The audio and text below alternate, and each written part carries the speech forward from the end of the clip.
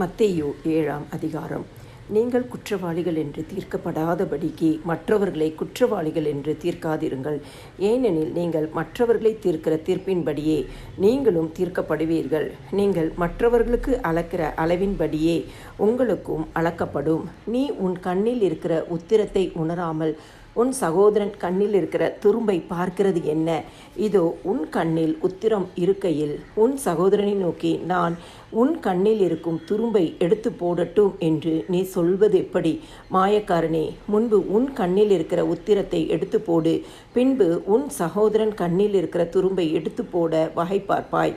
பரிசுத்தமானதை நாய்களுக்கு கொடாதேயுங்கள். உங்கள் முத்துக்களை பன்றிகள் முன் போடாதேயுங்கள். போட்டால் தங்கள் கால்களால் அவைகளை மிதித்து திரும்பிக் கொண்டு உங்களை பீறி போடும். கேளுங்கள், அப்பொழுது உங்களுக்கு கொடுக்கப்படும். தேடுங்கள், அப்பொழுது கண்டடைவீர்கள்.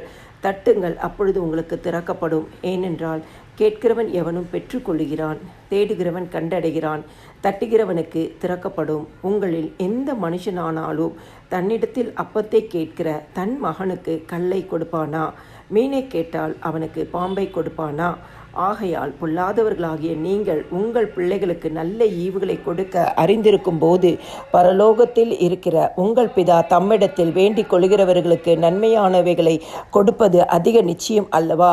ஆதலால் மனுஷர் உங்களுக்கு எவைகளை செய்ய விரும்புகிறீர்களோ அவைகளை நீங்களும் அவர்களுக்கு செய்யுங்கள். இதுவே நியாயப்பிரமாணமும் தீர்க்க தரிசனங்களுமாம்.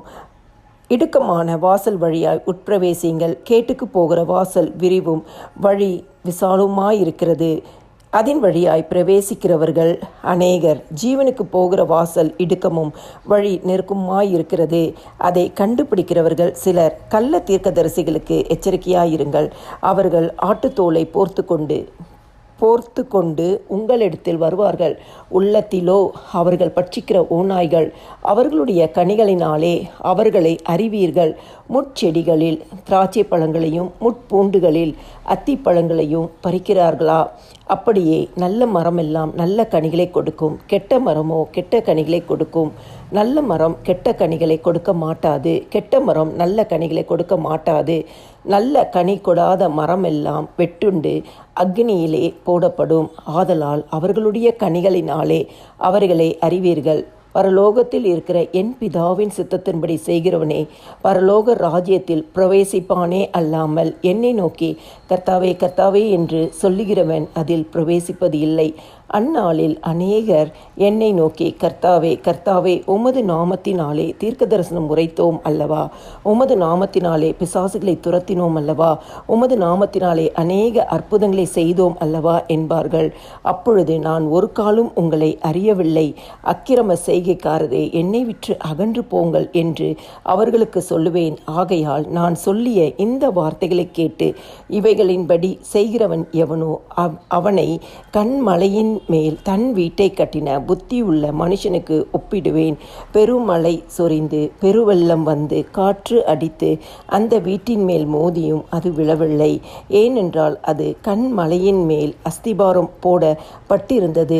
நான் சொல்லிய இந்த வார்த்தைகளை கேட்டு இவைகளின்படி செய்யாதிருக்கிறவன் எவனோ அவன் தன் வீட்டை மணலின் மேல் கட்டின புத்தி இல்லாத மனுஷனுக்கு ஒப்பிடப்படுவான். பெருமழை சொரிந்து பெருவெள்ளம் வந்து காற்று அடித்து அந்த வீட்டின் மேல் மோதின போது அது விழுந்து முழுவதும் அழிந்தது என்றார்.